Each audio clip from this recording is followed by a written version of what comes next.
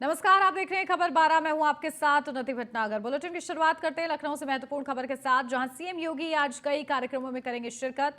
Gen next democracy network programme में होंगे शामिल। कई देशों के 44 प्रतिभागियों के साथ सीएम करेंगे बैठक। 5 कालिदास मार्ग आवास पर अधिकारियों संग करेंगे बैठक। शाम 6 बजे कान्हा स्टेडियम में मैच देखेंगे सीएम योगी। कान्हा स्टेडियम में भारत और न्यूजीलैंड के बीच दूसरा T20 ये मैच होगा। बेहद ही ज्यादा दिलचस्प ये मैच है और इसके लिए पूरी क्षमता के साथ कोविड-19 के बाद ऐसा पहली बार होगा और जब कान्हा स्टेडियम में मैच होगा और पूरी क्षमता के साथ स्टेडियम भरा रहेगा, क्योंकि टिकट्स पहले ही बुक हो चुके हैं और आज ये बेहद ही दिलचस्प पूरा मुकाबला है। इसके लिए सुरक्षा के भी कड़े इंतजाम किए गए हैं।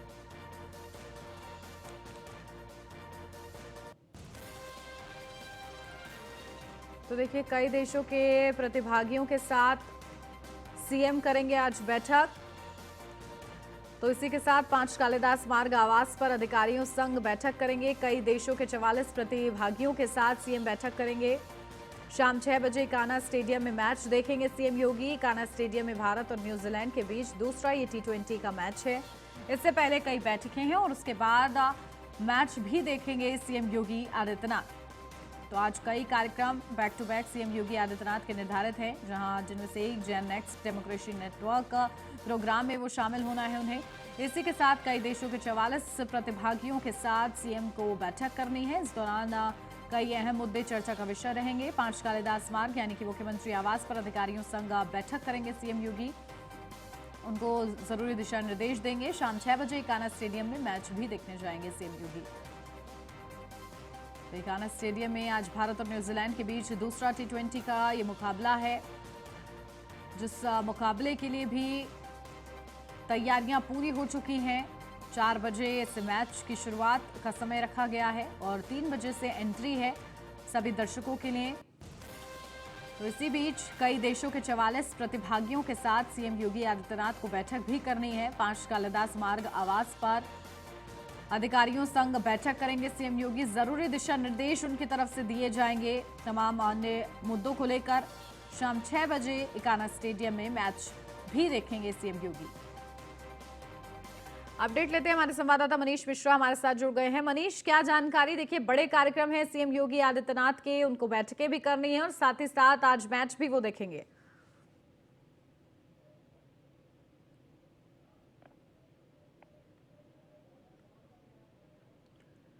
मनीष, मेरी आवाज मिल रही है आपको?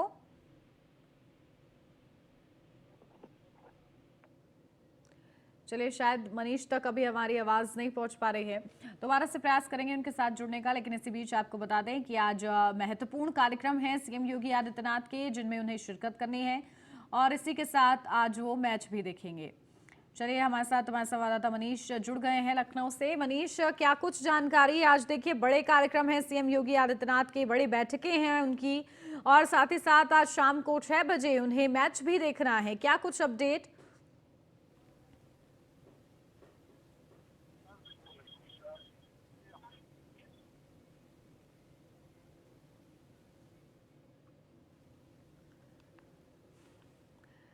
चलिए, शायद मनीष से संपर्क नहीं हो पा रहा है, लेकिन इसी बीच ये बड़ी अपडेट आपको दे रहे हैं। कान्हा स्टेडियम में भारत और न्यूजीलैंड के बीच दूसरा T20 का मुकाबला है, जिसे देखेंगे सीएम योगी आदित्यनाथ। और इसी के साथ आज सीएम योगी आदित्यनाथ के कई बड़े कार्यक्रम निर्धारित हैं, जिसमें उन्हें शिरकत करनी है। जहां gen next democracy network programme में शामिल होंगे सीएम योगी और इसी के साथ कई देशों के 44 प्रतिभागियों के साथ सीएम बैठक करेंगे। तो वहीं 5 कालिदास मार्ग पर अधिकारियों संग बैठक भी करेंगे। तो शाम 6 बजे कान्हा स्टेडियम में मैच देखेंगे सीएम योगी।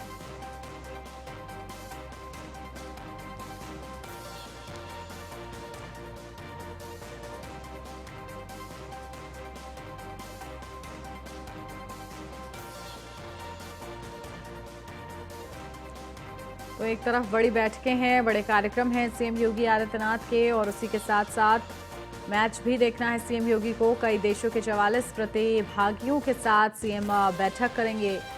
5 कालिदास मार्ग यानी कि मुख्यमंत्री आवास पर अधिकारियों संग बैठक करेंगे। शाम 6 बजे कान्हा स्टेडियम में मैच देखेंगे सीएम योगी। तो काना स्टेडियम में भारत और न्यूजीलैंड के बीच दूसरा T20 का ये मुकाबला है। सीएम योगी आज कई कार्यक्रमों में शिरकत करेंगे।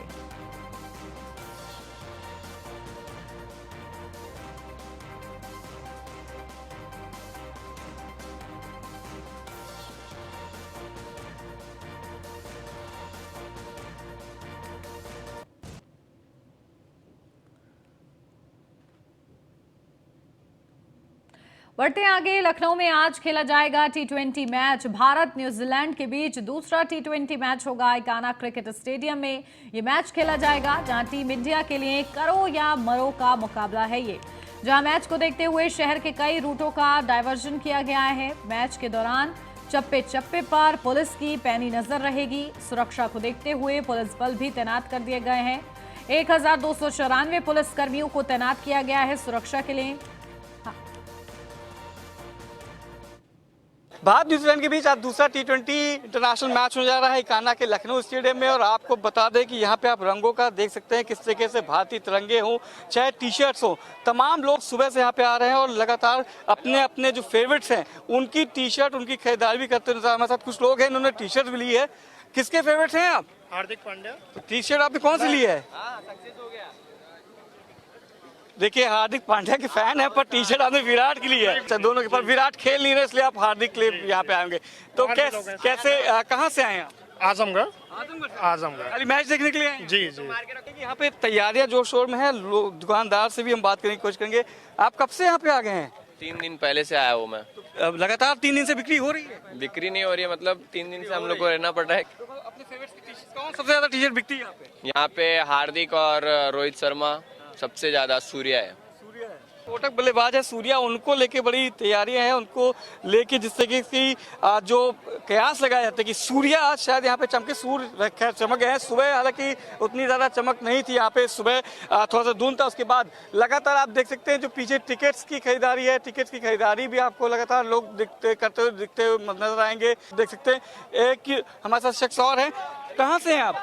सर मैं अध्यक्ष हूँ सर, मैं टैटू बनाता हूँ। टैटू बनाते हैं? जी जी। तो ये अभी आप लेके निकले हैं और अभी क्योंकि सुबह का वक्त है, पर क्या कई लोग मिले आपके जिन्होंने अभी तो बनवाया हो? सर अभी तक तो 10-15 लोग बनवा चुके हैं। अभी तो बहुत जल्दी भी है, वैसे सुबह का वक्त है और जैसे जैसे शाम बढ़ेगी, जैसे भीड़ बढ़ेगी, वैसे आपको उम्मीद है आज नंबर ऑफ टैटू बनवाएंगे आप? सर जहाँ तक है, हाँ ये इस स्टेडियम में 50,000 व्यक्ति की बैठने की क्षमता है। तो जहाँ तक है अभी तक सारी टिकटें फुल हो चुकी हैं और कुछ टिकटें कंफर्म हो रही हैं ऑनलाइन।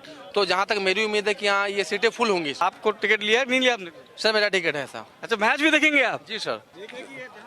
अपने प्रोफेशन के साथ भी जुड़े हैं, वहाँ पे अपने टिकट्स के लिए भी लोग आए। टिकट्स को लेके लगातार यहाँ पे 3 दिन से काउंटर खुल गए थे और लगातार खुलने के बाद आप अभी भी देख रहे हैं कि जिस तरीके से जो टिकट्स के लिए लोग हैं वो लगे हुए हैं। तमाम यहाँ पे जो लोग थे जिन्होंने अपने ऑनलाइन बुकिंग की थी, उनके टिकट्स नहीं पहुंचे थे, उनके लिए भी अनाउंसमेंट हुई है कि उनका एक अलग से ऑनलाइन रिडेम्पशन काउंटर खोला गया है कि अगर आपके टिकट्स आपके घर तक ना पहुंचे हो तो वहाँ पे आप पहुँच सकते हैं और अपने टिकट्स को ले सकते हैं। आप कहाँ से हैं आप लोग? प्रतापगढ़ से। तो इंडिया के मैच देखने के लिए आ जाए आप लोग, पूरी तैयारी में एकदम करते हुए नजर आ रहे हैं। टिकट्स कब ले लिए थे? टिकट 1 हफ्ता पहले ले लिए। ऑनलाइन ले लिए थे क्या? जी जी ऑनलाइन लिए थे। सबसे फेवरेट कौन है आपका? सूर्य कुमार यादव, हार्दिक पांड्या। ये देखिए यहाँ पे सूर्या के जो फैन हैं वो यहाँ पे लगातार है। प्रतापगढ़ से लोग आए हैं, आजमगढ़ से लोग आए, तमाम जो उत्तर प्रदेश के अगल बगल के जिले के हैं वहां से लोग आए हुए। और सबसे जो फेवरेट्स है वो है इंडिया है। अब देखना होगा जिस तरीके से इंडियन टीम के लिए यहाँ पे प्रार्थना चली है, यहाँ पे उनके फैंस इकट्ठा है और जो डू और डाई मैच उसमें जीत के एक बार फिर से अपनी जो जीत का लय है उसको बरकरार करने की कोशिश में रहेगी भारतीय टीम। वीडियो जर्नलिस्ट निखिल के साथ मनीष मिश्रा, न्यूज़ इंडिया, लखनऊ। लखनऊ से अब खबर, जहां सीएम योगी आज कई कार्यक्रमों में शिरकत करेंगे। Gen next democracy network programme में वो शामिल होंगे। अलग अलग देशों के 44 प्रतिभागियों के साथ सीएम बैठक करेंगे। 5 कालिदास मार्ग यानी कि सीएम आवास पर अधिकारियों संग उनकी बैठक होगी। शाम 6 बजे काना स्टेडियम में मैच देखेंगे। आज भारत और न्यूजीलैंड का T20 का ये दूसरा मुकाबला है। अपडेट लेते हैं, हमारे संवाददाता मनीष मिश्रा हमारे साथ जुड़ गए हैं। मनीष, क्या जानकारी? देखिए आज सीएम योगी आदित्यनाथ की बड़ी बैठकें हैं, 44 प्रतिभागियों के साथ उन्हें बैठक करनी है, साथ ही साथ मैच भी वो देखेंगे, क्या कुछ जानकारी? उन्हें देखिए, आपको बता दूं, अब से कुछ देर बाद मुख्यमंत्री आवास 5 कालिदास मार्ग पे मुख्यमंत्री योगी आदित्यनाथ की एक बड़ी बैठक होने जा रही है, जो कि नेक्स्ट डेमोक्रेसी नेटवर्क प्रोग्राम होगा, जिसमें करीब 44 सदस्यों के जो प्रतिभागी हैं उनके साथ बैठक चलेगी। और माना जा रहा है करीब 2 से ढाई घंटे तक का इसका समय दिया गया है, आरक्षित रखा गया है। तो इसमें जो आने वाले जो नेक्स्ट जनरेशन है, उनमें जो डेमोक्रेसी को लेकर जो बदलाव हैं उसको लेकर आज परिचर्चा की जाएगी। और ये बैठक के लिए पूरी तैयारी कर ली गई थी और करीब 12 बजे का इसका समय था और माना जा रहा था कुछ देर में ये बैठक शुरू हो जाएगी। उसके बाद 6 बजे मुख्यमंत्री योगी आदित्यनाथ आज लखनऊ के इकाना स्टेडियम में आएंगे और यहाँ पे जो मैच है उसकी ओपनिंग सेरेमनी रहेंगे। इंडिया और न्यूजीलैंड के बीच दूसरा T20 मैच होने जा रहा है, जो कि लखनऊ के इकाना स्टेडियम में होने जा रहा है। उसको लेके यहाँ पे पहुंचेंगे। 6 बजे का कार्यक्रम उनका निर्धारित है और माना जा रहा है कि फर्स्ट सेशन में मुख्यमंत्री योगी आदित्यनाथ आज बतौर मुख्यमंत्री यहाँ पे स्पेशल चीफ गेस्ट रहेंगे और यहाँ का जो ओपनिंग सेरेमनी है, जो मैच है, उसका लुत्फ लेते नजर आएंगे। तो तैयारियां पूरी कर ली गई हैं इकाना में भी। और अब आपको बता दूं कि जो उनके दोनों कार्यक्रम है, 2 कार्यक्रम निर्धारित किए गए थे, दोनों कार्यक्रम आरक्षित रखे गए हैं और देर शाम माना जा रहा है कि जो क्लोजिंग सेरेमनी होगी आज पूरा लुत्फ लेते हुए नजर आएंगे मुख्यमंत्री योगी आदित्यनाथ जी। बिल्कुल, और देखिए इसी के लिए तैयारियां भी की जा रही हैं। क्या इसका टाइम मैनेजमेंट रहेगा मनीष? देखिए, 6 बजे का समय निर्धारित किया गया है जब मुख्यमंत्री योगी आदित्यनाथ अपनी फ्लीट के साथ यहाँ पहुंचेंगे। हालांकि अभी कुछ देर पहले हमने देखा था उनकी रिहर्सल्स भी हुई थी कि जिस जगह से मुख्यमंत्री योगी आदित्यनाथ के आने की फ्लीट की रिहर्सल की गई है। तो इसमें क्योंकि पिछली बार हमने देखा था रूट डाइवर्जन के बाद भी जो ट्रैफिक व्यवस्था थी वो कहीं ना कहीं चरमरा गई थी, जिसको लेकर लगातार 3 दिन से इसकी जो रिहर्सल है वो हो रही है। खुद रोशन जैकब जो कि मंडलायुक्त है वो यहाँ पे थी, देर शाम यहाँ पे थी, DM यहाँ मौजूद थे, कमिश्नर पुलिस यहाँ पे मौजूद थे। तो लगातार जो सीनियर आला अफसर्स हैं वो यहाँ पे मौजूद हैं और लगातार जो ब्रीफिंग की जा रही है उसकी भी तैयारी की जा रही है। पॉकेट्स बनाए गए हैं, करीब 16 से 18 पॉकेट्स बनाए गए हैं। पार्किंग व्यवस्था की गई है, विशेषकर उनकी पार्किंग व्यवस्था की गई है जिनके पास कार में पासेस होगा, खाली उनको ही स्टेडियम के आसपास आने की अनुमति दी जाएगी। अदरवाइज 1 से 1.5 किलोमीटर की दूरी पे पार्किंग स्थल बनाए गए, वहां पे उनको पार्क कर दिएगा। जो भारी वाहन है उनकी प्रतिबंध कर दिया गया है सुबह से ही आज और देर रात तक। आज वो जो शहीद पथ है उस पर नहीं जा सकेंगे। 8 बजे से जो बाकी के जो लोग हैं उनको भी वहां पे रोका जाएगा। 3 बजे से शहीद पथ पूर्णतः बंद कर दिया जाएगा यातायात नियमों के लिए। माना जा रहा है कि करीब 2 बजे के आसपास है जो भारतीय टीम और न्यूजीलैंड की टीम है वो यहाँ पहुंचेगी और 4 बजे से जो दर्शक हैं उनको अंदर जाने की अनुमति दी जाएगी। तो पूरी तैयारी कर ली गई है, फुल प्रूफ कर लिया गया। अब इंतजार है दोनों टीमों का जब यहाँ पहुंचेंगी और उस पल का जब दोनों टीमें अपने मैच जीतने के लिए जब जद्दोजहद करती हुई नजर आएंगे। हालांकि भारतीय टीम को जीतना जरूरी है, वरना जो निराशा है वो उत्तर प्रदेश की जो जनता है, जो यहाँ की जनता है, उसको जरूर उसको कहीं ना कहीं देखते हुए नजर आएगी। तो उम्मीद है कि भारतीय टीम आज अपने जो प्रशंसक है उनको निराश नहीं करेगी और जिस तरीके से सूर्य कुमार यादव और हार्दिक पांड्या के फैन फॉलोअर्स यहाँ पे हैं उनको निराश नहीं करेंगे। आज उन लोगों की बैटिंग भी देखने मिलेगी। हालांकि पिच रिपोर्ट जो बताती है वो बताया जा रहा है कि बैटिंग पिच है और यहाँ पे भी जिस तरीके से रांची में हाई स्कोर मैच था, यहाँ पे भी हाई स्कोर मैच देखने को मिल सकता है उन्नति। तो बेहद ही दिलचस्प ये मुकाबला होने वाला है। ठीक है, नजर बना के रखिएगा। बहुत शुक्रिया आपका मनीष। बढ़ते आगे, प्रधानमंत्री नरेंद्र मोदी ने मन की बात कार्यक्रम में संबोधित किया। इस दौरान 57वां एपिसोड उन्होंने दिया, जिसके माध्यम से उन्होंने बड़ा संदेश दिया। इस साल के मन की बात कार्यक्रम का आपको बता दें ये पहला एपिसोड था और इस दौरान प्रधानमंत्री नरेंद्र मोदी ने तमाम महत्वपूर्ण बातें रखी। उन्होंने कहा कि जनवरी में त्योहारों की रौनक रहती है। जनवरी का महीना उत्सव का महीना होता है। नया साल खुशियों की उम्मीद लेकर आता है। जनजातीय समाज के लोग सम्मानित हो रहे। जनजातीय समुदाय के लोगों को भी पद्म अवार्ड, जनजातीय समुदाय के लोगों को सम्मानित किया गया। पद्म पुरस्कार से लोगों में उत्साह है। जनजातीय समाज का देश के विकास में योगदान है। इस बार गणतंत्र दिवस की प्रशंसा हो रही। कई लोगों ने अपने विचार साझा किए हैं। 21वीं सदी ग्लोबल सदी है। दुनिया मिलेट्स का महत्व समझ रही है। योग करने वाले मिलेट्स ले रहे हैं। बाजार में मोटे अनाज की डिमांड अब बढ़ी है। योग और मोटा अनाज स्वास्थ्य से जुड़ा, तो योग और मोटे अनाज में समानता। आदिवासी जिले सुंदरगढ़ की करीब 1,500 महिलाओं का self help group Odisha millets mission से जुड़ा हुआ है। यहाँ महिलाएं मिलेट से कुकीज, रसगुल्ला, गुलाब जामुन और केक तक बना रही है। बाजार में इनकी खूब डिमांड होने से महिलाओं की आमदनी भी बढ़ रही है। कर्नाटका के कलबुर्गी में Aland Bhutai millets farmers producer company ने पिछले साल Indian Institute of Millets Research की देखरेख में काम शुरू किया। यहाँ के खाकरा, बिस्कुट और लड्डू लोगों को भा रहे हैं। कर्नाटका के ही बीदर जिले में हुलसूर मिलेट प्रोड्यूसर कंपनी से जुड़ी महिलाएं मिलेट्स की खेती के साथ ही उसका आटा भी तैयार कर रही है। इससे इसकी कमाई भी काफी बढ़ रही है। प्राकृतिक खेती से जुड़े छत्तीसगढ़ के संदीप शर्मा जी के एफपीओ से आज 12 राज्यों के किसान जुड़े हैं। बिलासपुर का यह एफपीओ 8 प्रकार के मिलेट्स का आटा और उसके व्यंजन बना रहा है।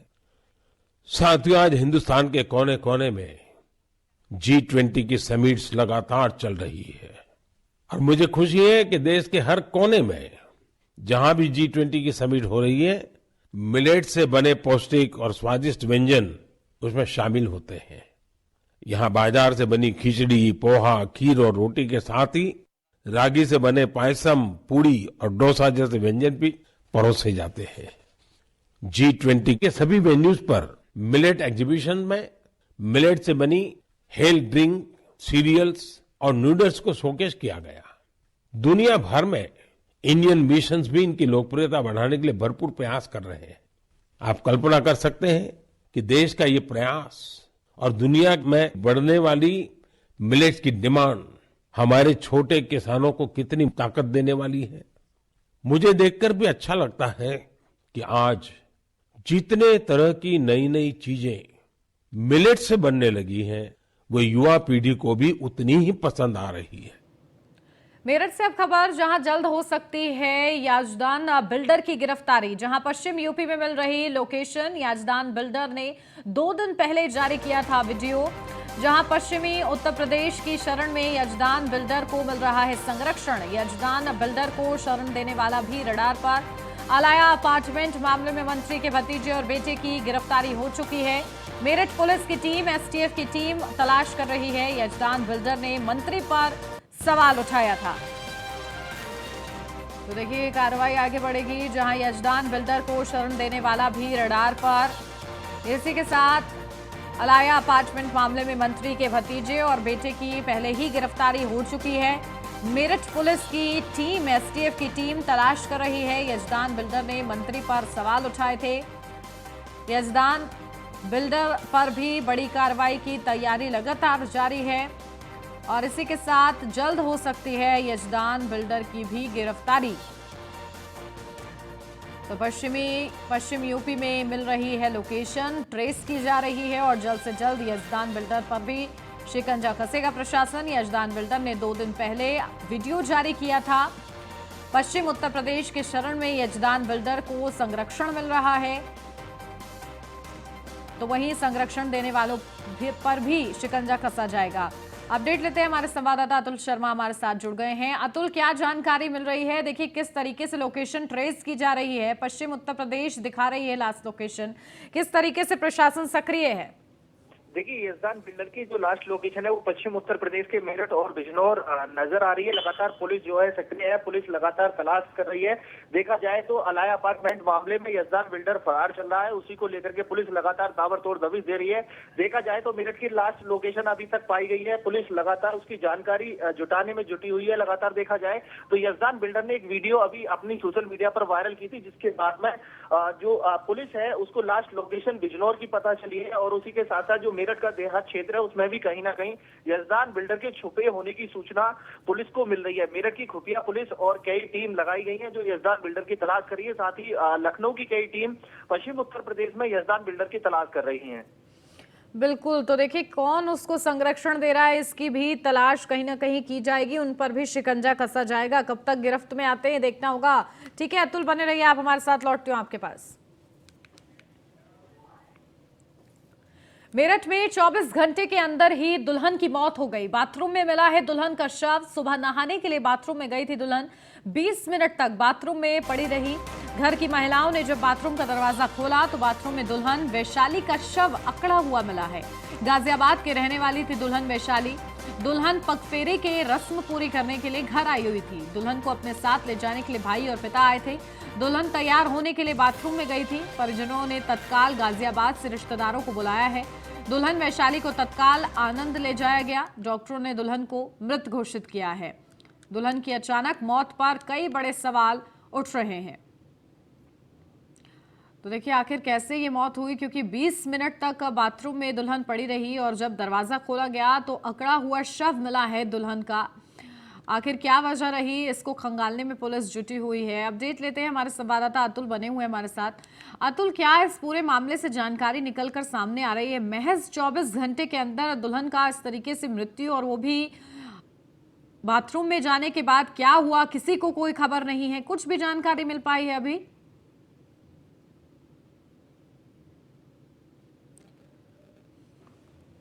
चलिए, शायद अतुल तक आवाज अभी नहीं पहुंच रही, दोबारा से प्रयास करते जोड़ने का। लेकिन इसी बीच आपको बता दें, बड़ा ये पूरा मामला है, सवालों के घेरे में भी ये पूरा मामला इसलिए भी है कि आखिर 24 घंटे के अंदर दुल्हन की मौत का ये पूरा दुखद मामला है। क्यों उसकी मौत हुई है, मौत की क्या वजह रही है, ये स्पष्ट नहीं हो पा रहा है, जिसकी वजह से कई बड़े सवाल खड़े हो रहे हैं। दुल्हन बाथरूम में जाती है, पगफेरे के लिए अपने मायके जाती है, और वहां पर जब बाथरूम में जाती है उसके बाद 20 मिनट के बाद जब घर की महिलाएं वो दरवाजा खोलती हैं तो उसका शव मिलता है। आखिर ऐसा क्या हुआ उसके साथ? बताया जा रहा है कि उसका शव अकड़ा हुआ मिला है। इसकी भी जांच की जाएगी कि आखिर उसका शव किस तरीके से अकड़ गया, क्या उसके साथ हुआ, कैसे उसने ये पूरी जंग लड़ी है चंद मिनटों में, क्यों कैसे उसकी मौत हुई है, क्या वजह रही है। इन तमाम सवालों को खंगालने में प्रशासन अब जुटा हुआ है। फिलहाल दुखद ये पूरा हादसा हुआ है, क्योंकि जिस घर में शहनाई बजी हो 24 घंटे पहले, खुशियों का माहौल हो, और उस घर में मातम छा जाए, तो ये दुखद खबर सामने आई है मेरठ से। लेकिन ये खबर कहीं ना कहीं बड़े सवाल भी खड़े कर रही है कि आखिर दुल्हन की मौत कैसे हुई, क्या मौत की वजह रही, इसको टटोलने का प्रयास किया जा रहा है। क्या कोई हादसे का शिकार दुल्हन हुई है, या फिर क्या उसके साथ हुआ है? हर एक एंगल से जांच की जा रही है इस पूरे मामले पर। परिजनों ने फिलहाल तत्काल गाजियाबाद से सभी रिश्तेदारों को बुलाया है। दुल्हन वैशाली को तत्काल अस्पताल ले जाया गया, जहां डॉक्टरों ने दुल्हन को मृत घोषित कर दिया है। तो दुल्हन की ये तस्वीरें हैं, जहां एक दिन पहले ही उसकी एक जीवन का नया अध्याय शुरू हुआ था, लेकिन जीवन 24 घंटे के अंदर समाप्त हो जाएगा उस नए अध्याय के साथ, ये किसी ने नहीं सोचा था। तो बेहद ही दुखद ये पूरी खबर है। बाथरूम में दुल्हन का शव मिला है। पगफेरे की रस्म पूरा करने के लिए वो आई थी, जहां उसके भाई और पिता उसे लेने गए थे, और उसके बाद वो लेकर आए थे, और अब कहीं ना कहीं दुखों का पहाड़ परिवार पर टूट पड़ा है। जिस बेटी को उन्होंने घर से विदा किया था खुशी खुशी, वो कहीं ना कहीं उसकी मौत हुई है, और क्या उसकी वजह ये भी स्पष्ट नहीं है। अपडेट लेते हैं, हमारे संवाददाता अतुल जुड़ गए हमारे साथ।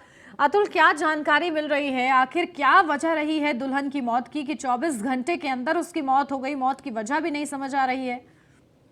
देखिए, मेरठ के क्षेत्र के सेक्टर 8 का मामला है, जहां पर 24 घंटे पहले जहां घर में खुशियों का माहौल था, लेकिन 24 घंटे बाद मातम में बदल गया है। मेरठ पुलिस को कानो कान खबर नहीं लगती है। परिवार, जो दूल्हे के परिवार के लोग हैं, वो अंतिम संस्कार भी कर देते हैं, लेकिन जो दुल्हन के परिवार के लोग हैं उसमें कुछ लोग विरोध भी करते हैं। उसके बावजूद जो परिवार के लोग होते हैं वो अंतिम संस्कार के लिए हामी भर देते हैं। लेकिन देखा जाए तो जिस तरह से महज 24 घंटे के अंदर बाथरूम के अंदर नई नवेली दुल्हन का शव मिलता है, उसके बाद कहीं ना कहीं परिवार में हड़कंप मच जाता है, कोहराम मच जाता है। उसके बावजूद देखा जाए तो पुलिस को कानो कान, जो क्षेत्रीय पुलिस है उसको कानो कान ना सूचना दी जाती है, ना कोई खबर मिल पाती है। और उसके बाद ये मामला अब दोबारा सुर्खियों में नजर आने लगा है। बीते दिन की बात की जाए तो महज शुक्रवार को शादी होती है। शुक्रवार की रात को देर रात तक शादी चलती है, और शनिवार की सुबह मेरठ जब दुल्हन पहुंचती है, और उसके बाद में देखा जाए तो महज 24 घंटे बाद दुल्हन का शव घर के बाहर निकलता है। कहीं ना कहीं मामला संगीन है। फिलहाल पुलिस को अभी कोई सूचना नहीं मिल पाई है। पुलिस का कहना है कि अगर कोई तहरीर बेटी पक्ष की तरफ से या दुल्हन की पक्ष की तरफ से आती है,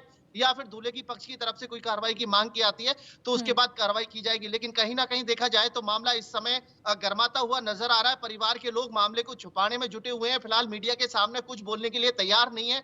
परिवार के लोगों का कहना है कि हम दुख का पहाड़ झेले पड़े हैं, लेकिन उसके साथ साथ देखा जाए तो कहीं ना कहीं जो परिवार के लोग हैं वो इस मामले को गुठलाने में जुटे हुए हैं। लेकिन अब देखना होगा क्या पुलिस इसमें कोई कार्रवाई कर पाती है, किस वजह से, किन कारणों की वजह से जो दुल्हन है उसकी हत्या हुई है, या फिर जो गीजर है उसकी गैस लीक होने के बाद उसको दम घुटने के बाद उसकी मौत हुई है। तो कहीं ना कहीं मामला संगीन है, उसको देखते हुए लगातार देखा जाए तो जो मामले के जो परिवार के लोग हैं वो मामले को गुठलाने में जुटे हुए हैं। परिवार के लोगों का कहना है कि फिलहाल उन पर पहाड़ों का अंबार टूटा है, लेकिन महज 24 घंटे के अंदर जिस तरह से एक दुल्हन का सब, जहां पर शादी की खुशियां मना रहे थे पूरे परिवार के लोग, उसके बाद में जहां घर से जो बाथरूम है, बाथरूम के कोने में एक शव पड़ा मिलता है। जो परिवार के लोग हैं वो मौके पर पहुंचते हैं 20-25 मिनट बाद, जब दुल्हन घर से नहीं निकलती है, बाथरूम में से नहीं निकलती है, जो घर की महिलाएं हैं वो गेट खटखटाती हैं। उसके बाद में बाथरूम का गेट खोला जाता है, जो गेट खुला हुआ था उसके बाद में देखा जाए तो कहीं ना कहीं मामले में कई मोड़ नजर आ रहे हैं। पुलिस अभी इस मामले में नहीं जुटी है। पुलिस के कहना है कि कोई तहरीर मिलती है, लेकिन कहीं ना कहीं सवालात ये खड़े होते हैं कि महज 24 घंटे के अंदर ऐसा क्या बीतता है कि जो दुल्हन का शव बाथरूम के कोने में पड़ा मिलता है। तो बिल्कुल अतुल, क्या डॉक्टर्स की तरफ से कोई जानकारी नहीं दी गई है कि आखिर क्या मौत की वजह रही है? क्योंकि जब डॉक्टरों ने मृत घोषित किया तो क्या उनको मुख्य वजह लगी? देखिए, मेरठ के मेडिकल जो प्राइवेट जो मेडिकल अस्पताल है, आनंद अस्पताल है, उसमें परिवार के लोग, जो दूल्हा परिवार के लोग हैं वो लेकर जाते हैं, वहां पर मृतक घोषित कर दिया जाता है। लेकिन प्राइवेट अस्पताल की बात की जाए तो प्राइवेट अस्पताल ऐसे कामों में ज्यादा हस्तक्षेप नहीं करता है जहां पर मृतक का मामला हो। प्राइवेट अस्पताल है, परिवार के लोग जैसे चाहे वैसे मैनेज कर सकते हैं। लेकिन उसी के साथ साथ देखा जाए, अगर यह मामला पुलिस के संज्ञान में पड़ता है, पुलिस पोस्टमार्टम करवाती है, पूरी प्रक्रिया करवाने के बाद आगे की जो अंतिम संस्कार की जो प्रक्रिया है उसको पूरा करने के लिए अनुमति देती है। लेकिन मेरठ की बात की जाए तो ये परिवार बिगर किसी को बताए, बिगर पुलिस को सूचना दिए आनंद अस्पताल लेकर जाता है, वहां पर महिला को मृतक घोषित कर दिया जाता है और उसके बाद उसका अंतिम संस्कार कर दिया जाता है। जो दुल्हन परिवार के कुछ रिश्तेदार हैं उन्होंने इस बात का विरोध किया। दुल्हन परिवार के जो लोग हैं उन्होंने विरोध करने के बाद जो परिवार दुल्हन के पिता हैं या फिर भाई हैं, उन्होंने मामले को शांति से निपटाने के लिए परिवार के उन लोगों को शांत कराया, साथ ही अंतिम संस्कार की अनुमति दे दी। महज 24 घंटे बाद जिस तरह से जल्दबाजी यहाँ पर अंतिम संस्कार किया गया है, पुलिस को बिगर सूचना दिए। देखिए, अस्पताल में जाने के बाद अगर बात की जाए तो आनंद अस्पताल में इलाज के लिए ले जाया गया, क्योंकि पहले ही जो बाथरूम में शव मिला था उसको केवल खाना पूर्ति के लिए अस्पताल ले जाया गया। अस्पताल के बिल्कुल, साथ तो साथ कहीं ना कहीं देखिए इस पूरे मामले में अभी बड़े सवाल हैं जो अनसुलझे हुए हैं और उनके जवाब मिलने अभी बाकी हैं। ठीक है अतुल, नजर बना के रखिएगा, बहुत शुक्रिया आपका। और इसी के साथ इस बुलेटिन में बस इतना ही। खबरों का सिलसिला आगे भी जारी, आप बने रहिए न्यूज़ 1 इंडिया के साथ।